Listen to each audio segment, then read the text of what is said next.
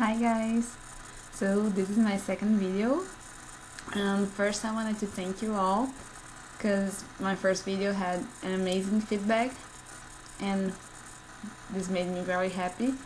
And I don't know, I'm just gonna answer a few more questions today, and again thank you for watching the video. So hey, I have a couple of questions so we can answer in the next video, please. Did you change your exercise routine or keep it the same? If so, how often? How did you change your diet? This is the hardest part for me. In the beginning, I was sedentary, so I wouldn't exercise at all. So of course I changed.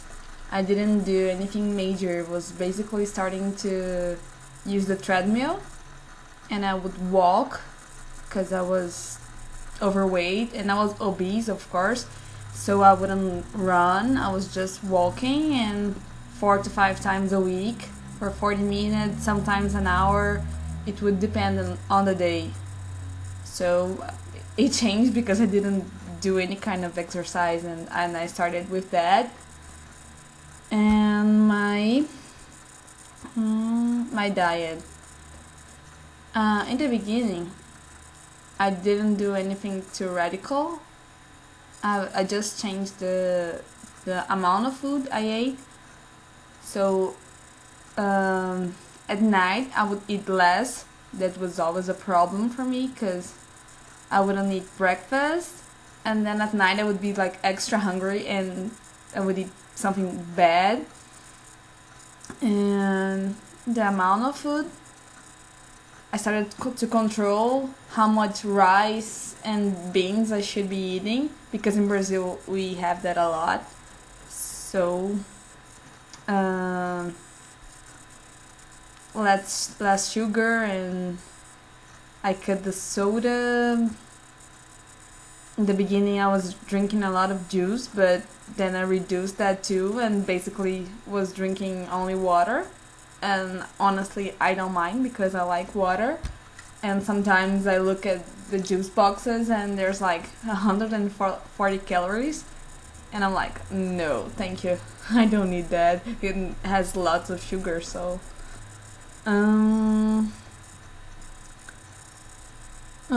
was it hard for you to stay away from bad foods at first?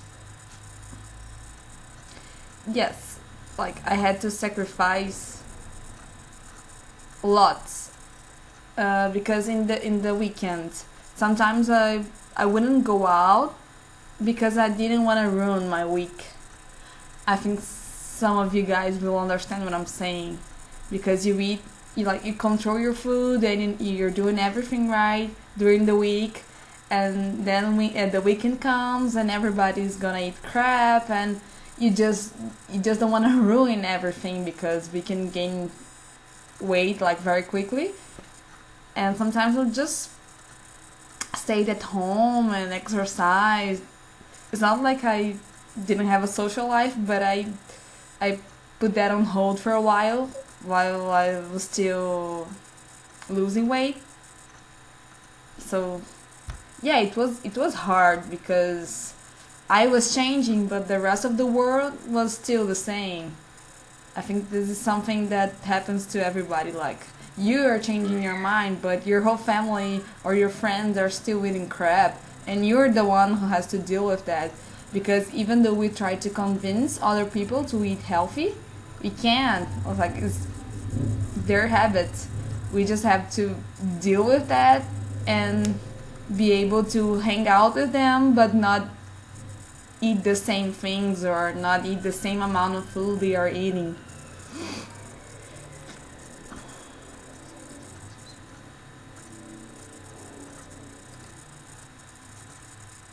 And okay, still on that question, let me tell you something. When I started to lose weight, there were a few things that happened in a short amount of time that really helped me. I was almost 200 pounds, And for me to actually change my mind and be okay, well, I'm gonna lose weight now, I got a scale because I didn't have one at home. So I didn't know exactly how much I was weighing back then. So I got a scale. I got a big mirror for my room. Like a big mirror, you can see your whole body, because the only mirror I had here was my bathroom's mirror. So it would only be like until here. So I couldn't see my whole body, and this changes a lot because when you face your whole body, it's like it's confronting you, it's like in front of you, like, yay, this is me.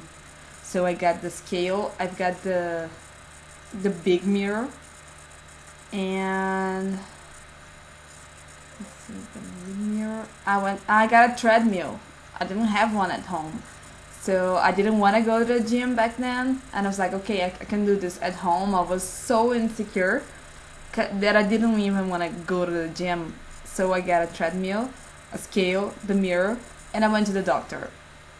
So after all that, from May to June, like the beginning of June, is that I was like, okay, I'm gonna lose weight, I'm gonna do this right. And in the first month or two, I think I lost like 10 pounds, not much. But then I had a trip and I went to Argentina, and while I was there I gained 5 pounds, I think. And when I got back, I was still eating the chocolate I brought home, and I gained those 5 pounds back, and I was so upset. But at the same time, I didn't allow my frustration to get bigger than my desire to succeed, you know? I was like, okay, I overate and I didn't exercise, but that was, I think, September or August. So I was like, okay, there's still the holidays in a few months, so I'm gonna focus on that. So I got back to my routine. I was like, okay, chocolate is gone now and I have to focus. And I think I lost 20 more pounds that year. I know that there are people that lose way more than that, but I remember that Christmas night I was so happy. I was wearing skirts, like those skirts that wouldn't fit anymore. And when I look at the pictures, I know that I was still so chubby, but I was incredibly happy that day and that night. So for me it was like amazing. And I think that's very important, that even though you're far from your final goal, you can like enjoy those pounds that you're losing, and every single t-shirt that you put on that wasn't fitting you anymore. Like, you have to be happy about that, not only think, oh, I'm not skinny yet, or I gain a pound back. No, like, really, it's a journey for life. So don't get upset, don't use that as a motive to keep you from doing your thing and losing weight and being healthy. So I'm not even sure if I answered everything, but this is almost 9 minutes now, so I'm gonna go, and I'm sorry if I didn't answer everything. And again, thank you all for watching my video, and thank you so much. Bye guys.